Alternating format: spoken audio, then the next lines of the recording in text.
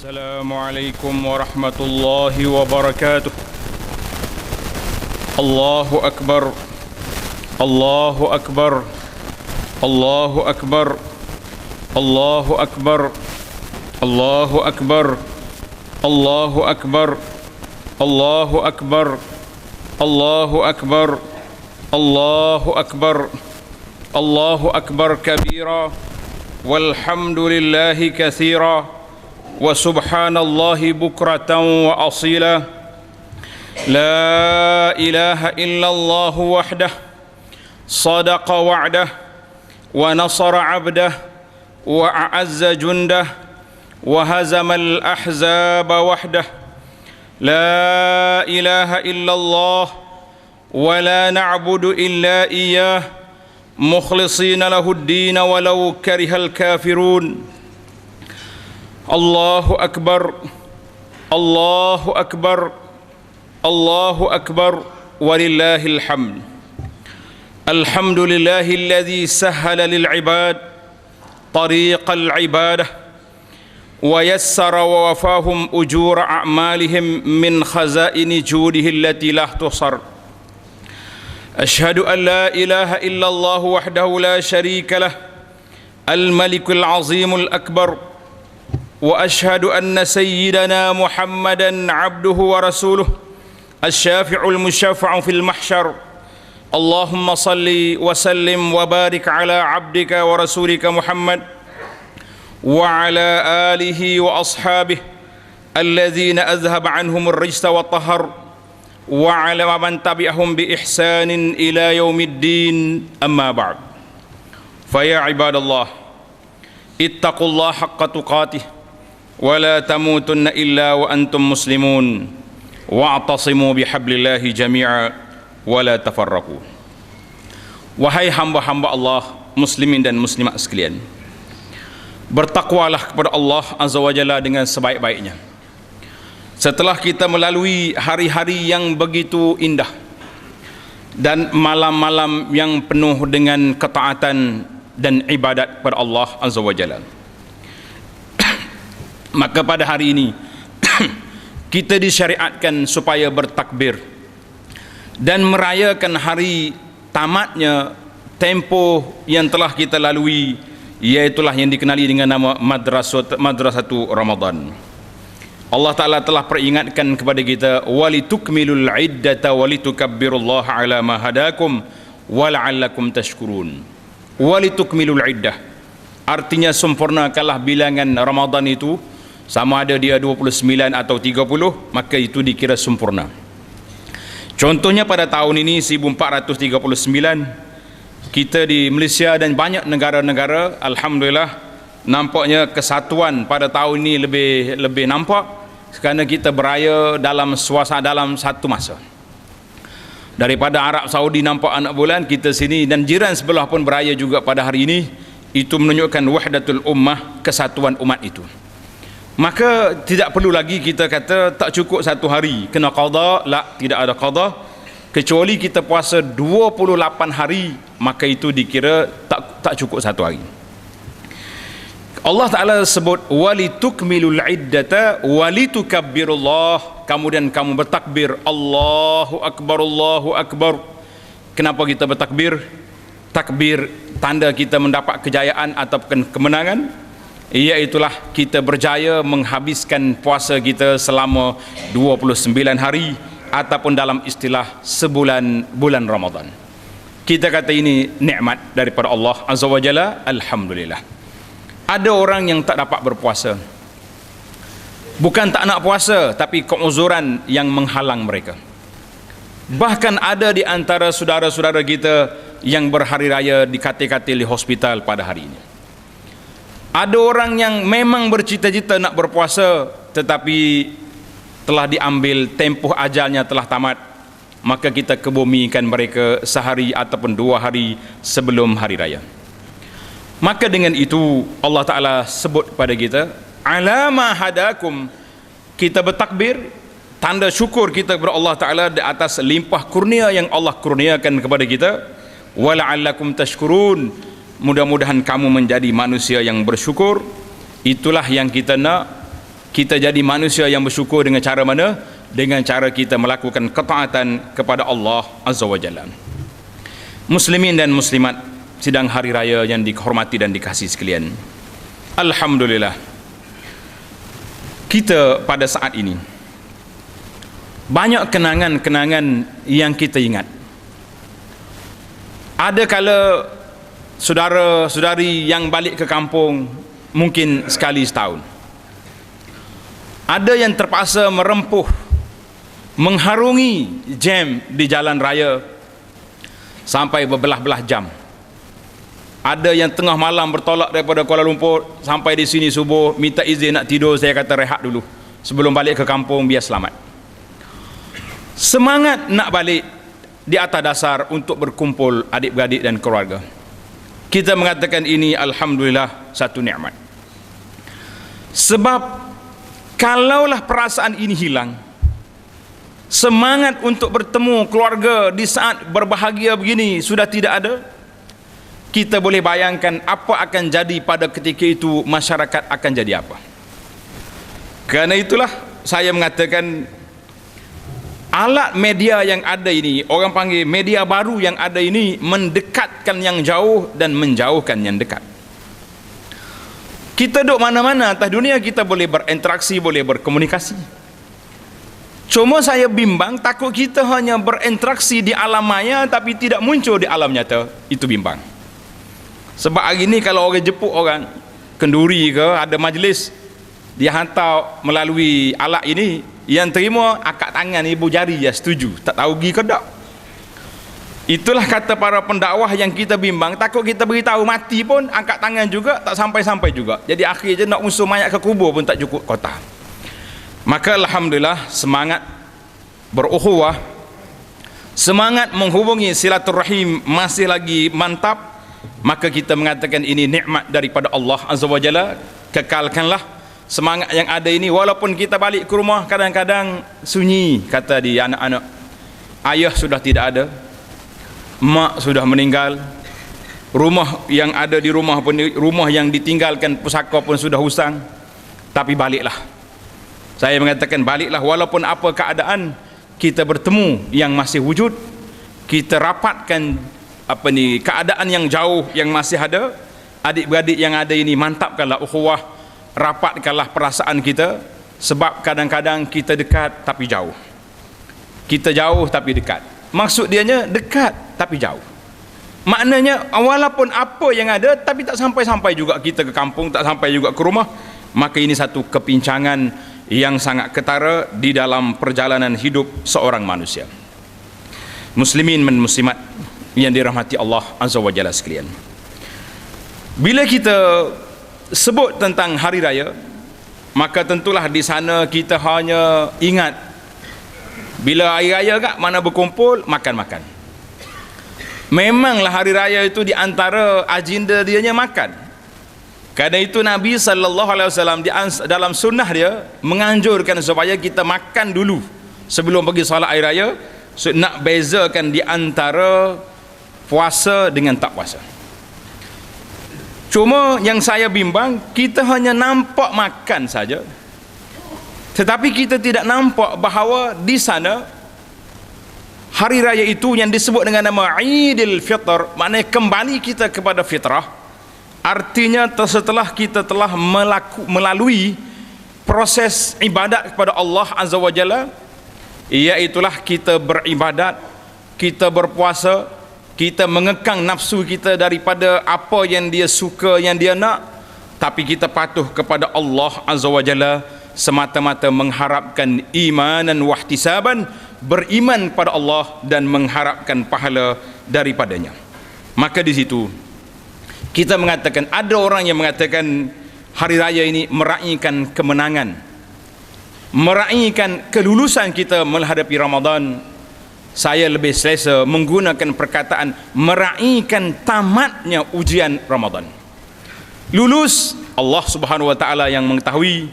Yauma tublas sarair, pada hari didedahkan segala rahsia, maka disitulah akan nampak adakah ibadat yang kita buat itu ikhlas kerana Allah, apakah ibadat kita itu mempunyai nilai dan kualiti di sisi Allah Azza wa Jalla, ataupun kita termasuk di kalangan orang yang wal'iyazubillah yang disebut oleh Nabi sallallahu alaihi wasallam, laisa lahu min siyami illa al-ju'a wal 'atas, tidak ada bahagian daripada puasanya kecuali sekadar lapar dan dahaga. Sebab apa? Sebab kita berpuasa mulut tak makan yang halal, tetapi mulut kita tidak berpuasa memakan perkara yang haram, iaitulah mengumpat ataupun mengeji manusia-manusia, dia hamba-hamba Allah azza wa jalla di atas dunia ini. Allahu akbar, Allahu akbar, Allahu akbar, walillahil hamd. Muslimin dan muslimat para jemaah sekalian, Ramadan yang baru berlalu, seringkali kita dengar para ulama kita mengatakan nak pindah Ramadan ke Syawal tak mungkin. Tetapi roh Ramadan, semangat beribadat di bulan Ramadan mesti diteruskan. Jangan kata Ramadan habis dah, syaitan-syaitan yang dibelenggu telah lepas, kita juga seolah-olah terlepas daripada tanggungjawab kita kepada Allah Azza wa Jalla. Maka ini juga satu kepincangan. Karena itulah malam tadi kebetulan bila orang azan di masjid, orang duk solat, ketika itulah jiran-jiran di masjid melepaskan tembakan, orang panggil mercun ataupun bedil. Orang Kelantan kata, saya duk mikir, Masya Allah tabarakallah, seolah-olah anak-anak kita poknya sekali menyambut kepulangan syaitan untuk melakukan maksiat kepada Allah Azza wa Jalla. Dia tak tahu orang duk azan ke orang duk solat, duduk main bising di dekat masjid. Kita mengatakan ini satu perbuatan yang tidak baik. Maka berhati-hatilah para jemaah sekalian. Yang dah lepas, tetapi kita akan melalui peristiwa yang sama dan hari yang sama pada saat akan datang, supaya kita tidak menjadi penyambut syaitan. Maka kita buatlah satu benda yang baik, sebab Ramadan itu bukan satu masa yang berlalu begitu saja, tetapi dia nak tengok kepada asar ataupun kesan daripada Ramadan, sebagaimana Allah Ta'ala sebut dalam surah As-Siyam, ayatul Siyam dalam surah Al-Baqarah, ya ayyuhalladzina amanu kutiba alaikumus siyam. Apa yang Allah Ta'ala nak? La'allakum tattaqun, supaya kamu menjadi orang-orang yang bertakwa. Para jemaah muslimin dan juga muslimat sekalian, di saat kita berada sekarang, kita duduk dalam suasana yang penuh dengan cabaran, penuh dengan tak tahu hala tuju kehidupan. Maka saya lihat bagaimana perancangan yang disusun atur oleh kuasa-kuasa besar dunia, ataupun secara spesifik mudah kita kata orang-orang Yahudi, sebagaimana Allah Ta'ala sebut dalam Quran, walan tarda ankal yahudu wan nasara, dan Yahudi dan geng dia Nasara, ataupun semua golongan-golongan penentang Islam di atas dunia ini, iaitulah bagaimana nak menggugat kestabilan akidah umat Islam. Sehingga ada orang marah dia, mengamuk dia, dia kata ni semua kerja Yahudi belaka ni. Saya kata Yahudi memang kerja dia. Allah Ta'ala ada sebut dalam Quran, walan tarda ankal yahud wan nasara. Kalau kita kata ini syaitan belaka, kata memang kerja syaitan. Inna syaitana lakum adaw fattakhizuhu aduwa. Tetapi yang menjadi masalahnya, kita ni para jemaah, kita sebagai umat Islam ini, apabila kita tidak mantapkan pengetahuan kita tentang agama, kita tidak mantapkan akidah kita terhadap Allah Azza wa Jalla, maka dengan itu para penjajah di zaman ini yang disebut dengan nama Al-Ghazwul Fikri, serangan pemikiran, maka golongan-golongan penentang Islam, mereka tidak mau menghabiskan banyak duit dengan menghantar bom-bom yang begitu mahal harganya, tetapi mereka telah membanjirkan negara-negara umat Islam dengan berbagai-bagai fahaman dan aliran yang boleh merusakkan pemikiran manusia, bermula daripada penjajah-penjajah masuk ke dalam negara-negara umat Islam. Di antara perkara yang dicanangkan ialah kehidupan yang disebut dengan nama pendidikan sekular, yang memisahkan di antara kehidupan dengan beragama. Maka disitulah kita lihat berbagai-bagai pahaman telah masuk, pahaman komunis, etis, orang mudah nampak, Tak ada Tuhan, tak logik. Mari pula pahaman materialisme, kebendaan. Memang hak ni banyak menjadi penghalang kepada perjalanan hidup kita. Tapi bila mari abad 15 yang disebut dengan nama kebangkitan Islam ataupun kebangunan Islam ini, maka kita lihat umat Islam balik semula ke masjid, ke surau. Hari ini satu lagi pahaman baru yang timbul dalam dunia hari ini disebut dengan nama golongan liberal ataupun golongan yang bebas beragama. Maka kita jangan pandang remeh. Hari ini saja tuan-tuan yang duduk dalam dunia di alam maya ini, kita nampak sebahagian daripada anak-anak orang Islam yang mencanangkan mereka Islam, tapi kita nak Islam yang bebas, yang berlindung di sebalik hak asasi manusia, telah mencanangkan kepahaman mereka, dan perkara ini pula bebas, tidak mendapat teguran ataupun tindakan daripada pihak pemerintah. Maka kita tak boleh nak menyalahkan orang. Di saat ini yang menjadi tanggungjawab kita ibu bapa, muslimin dan juga muslimat, supaya kita duduk mantapkan kepercayaan kita kepada Allah Azza wa Jalla.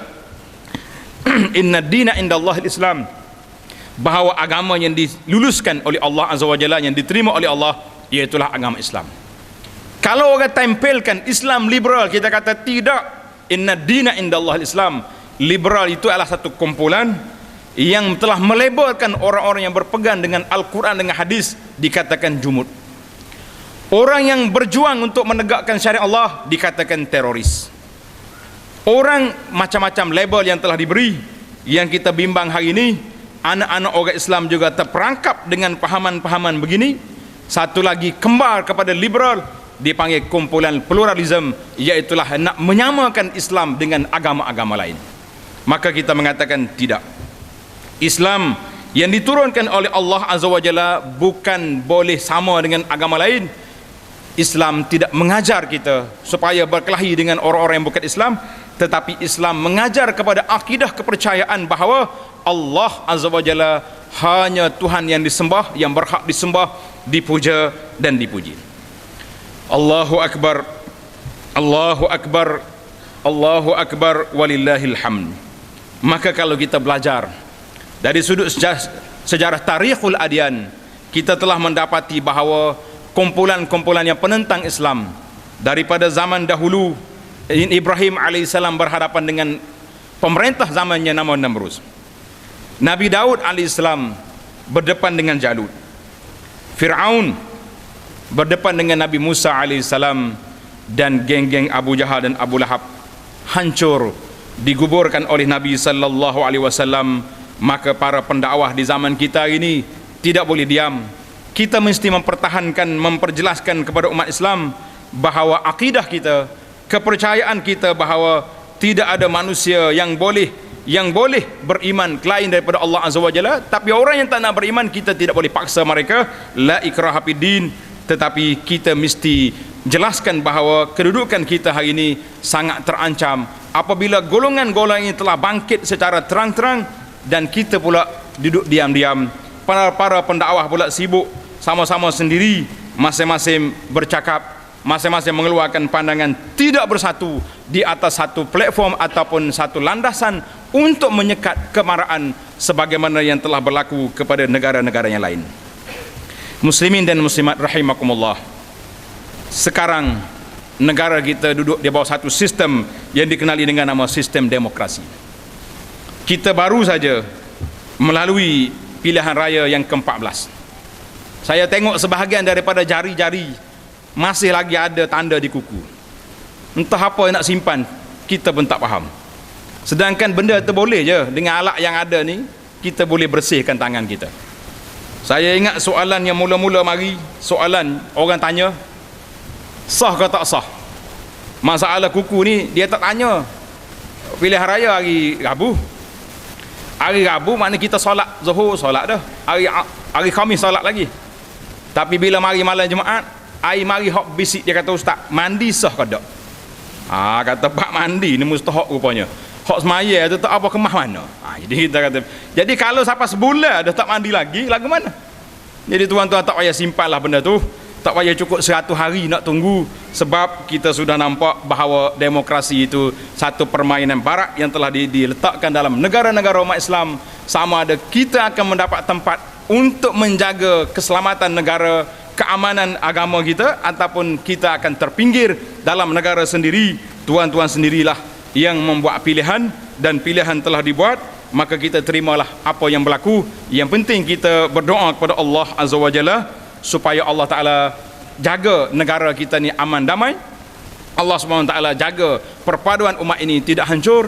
Dan yang penting, kedaulatan umat Islam, kedaulatan agama Islam itu tidak digugat oleh sesiapa, sama ada geng-geng liberal ataupun golongan pluralisme ataupun manusia-manusia yang memang jelas penentang Islam. Kita mengatakan kita umat Islam wajib mempertahankan. Jadi ketahanan umat Islam tidak akan boleh kuat kecuali apabila umat Islam itu bersatu. Di bawah satu slogan yang disebut oleh Allah Azza wa Jalla dalam surah Al-Hujurat, innamal mu'minuna ikhwatun fa aslihu baina akhwaykum. Umat Islam itu bersaudara, maka baikkanlah, damaikanlah di antara saudara kamu. Maka saya mengatakan, Ramadan yang kita lalui pada tahun ini sangat mencabar. Memang banyak tercalar. Nabi sebut dalam hadis, Nabi mengatakan, man lam yada' qawla zuri wal amala bihi, siapa dia tidak meninggalkan perkataan yang tidak baik, masih lagi bercakap di bulan Ramadan. Hari ini kita tak bercakap dengan mulut, tapi kita bercakap dengan jauh-jauh jari kita, duk tulis sana sini. Saya kata banyak tercalarnya Ramadan pada tahun ini, hasil daripada berlakunya datangnya Ramadan selepas berlalunya pilihan raya yang cukup mencabar dan cukup mencalarkan suasana yang ada. Maka sempena dengan hari raya yang ada ini, para jemaah sekalian, marilah kita pulih balik. Kata orang, kalaulah cari, biarlah cari-cari bulu ayam, boleh dipulih kembali. Maka di sinilah saya mengatakan, di antara mekanisme untuk memulihkan balik hubungan antara kekeluargaan kita, yang pertama sekali, apabila bertemu pada hari raya ini, janganlah duduk buka isu-isu yang boleh menimbulkan merah muka, terangkat telinga orang-orang yang mendengarnya. Jadi baiklah kita balik kampung, kita duduk bincang rumah mak kita ni apa nak buat, tanah pusaka ayah kita nak buat apa cerita-cerita lama kita duduk main di kampung kita, apa isu-isu yang boleh menimbulkan sakit hati ataupun ketidakselesaan saudara-saudara, tak payah ditimbulkan. Cukuplah awak habis cuti balik di Kuala Lumpur, hidup di mana-mana negeri, hidup main Facebook di sana. Tak usah di kampung-kampung kita damaikan hati kita, kita satukan ke ukhuwah sama-sama kita, dan kita rapatkan silaturahim kerana kita, sebab kita telah banyak berpecah yang menyebabkan perpaduan kita hilang. Saya tengok, tak usah kata apalah, dalam musim melalui pilihan raya ini cukup banyak pergeseran sama-sama umat Islam cukup dahsyat. Bahkan hari ini anak-anak muda sangat selesa mengutuk sama-sama umat Islam, dan tidak malu, tidak segan untuk memuji orang-orang yang bukan Islam dengan begitu bangga sekali. Kita mengatakan masa depan di tangan kita, suasana yang berlaku ini sangat baru. Maka kerana itu kita mengatakan, orang Arab kata kullu jadidin laziz, setiap yang baru itu suka, tapi bukan semua yang baru itu baik. Maka kita kena berhati-hati di dalam menerima apa yang ada. Yang penting kita berdoa kepada Allah Azza wa Jalla supaya kita sentiasa selamat di dunia dan juga di akhirat. Maka kalaulah kita rasa suasana yang ada hari ini baik, kita jangan terlalu puji lebih-lebih. Kalau rasa tak baik, jangan terlalu keji lebih-lebih. Sebab dunia hari ini, dunia menghampiri destinasinya, banyak kecelaruan yang timbul, banyak benda pelik yang berlaku. Musuh akan jadi kawan, bahkan kawan akan menjadi musuh dalam beberapa saat. Maka dengan itu, sama-samalah kita bersabar. Sebagaimana Sayyidah Maryam ajar kepada kita, inni nazartu lirrahmani sauma, aku bernazar tak mau cakap banyak, sebab bila bercakap hari ini mungkin berubah besok. Maka dengan itu kita akan terasa peristiwa-peristiwa yang berlaku ini, sama ada kita akan kecewa ataupun kita terlalu bergembira. Wahai hamba-hamba Allah, hidupkanlah suasana Ramadan ini sebagai seorang Muslim yang jauh daripada mungkar dan maksiat. Majlis-majlis hari raya kita biarlah terkawal. Jangan hanya kerana hari raya seolah-olah kita bebas melakukan apa saja. Itu yang pertama. Yang kedua, insya-Allah para jemaah sekalian, kita mesti berazam untuk menyambung balik puasa kita yang disebut dengan nama puasa 6 hari di bulan Syawal. Yang ketiga, hari ini hari Jumaat. Maka timbul soalan-soalan yang ditanya oleh sebahagian jemaah, khususnya ahli-ahli yang duk baca internet. Dia kata, ada orang kata siapa dia pergi semaya Jumaat, maka dia tak payah lagi, tak perlu, siapa dia pergi solat hari raya, maka dia tak payah lagi solat Jumaat, dia boleh solat Zuhur di rumah dia. Jadi saya jelaskan di sini, ada pandangan yang berkata sedemikian, tetapi itu khusus untuk orang-orang yang duduk di pendalaman, yang jauh rumahnya daripada masjid. Tapi rumah tuan-tuan duduk tepi masjid, walaupun tidak tepi masjid, tapi kita punya kenderaan kita begitu banyak, tidak ada sebarang masyakkah, tidak ada sebarang kesusahan untuk kita balik semula ke sini, maka kita mengatakan solat Jumaat itu wajib. Siapa yang solat hari raya, solat Jumaat kena mari. Bagi orang laki-laki, bagi golongan yang wanita, alhamdulillah kita biarkan mereka dengan kuih-kuihnya di rumah. Nah, tidak jadi masalah. Kalau wanita nak mari pula solat Jumaat, di masjid kita ni ada solat Jumaat sepanjang tahun. Jadi ini di antara masjid yang ada solat Jumaat untuk wanita. Karena itu sekali-sekala bila saya khutbah bunyi muslimin dan muslimat.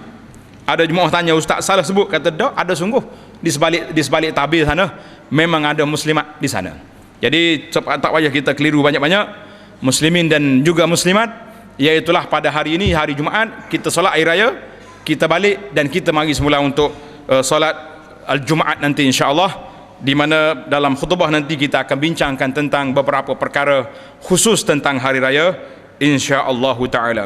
Wassalamualaikum warahmatullahi wabarakatuh.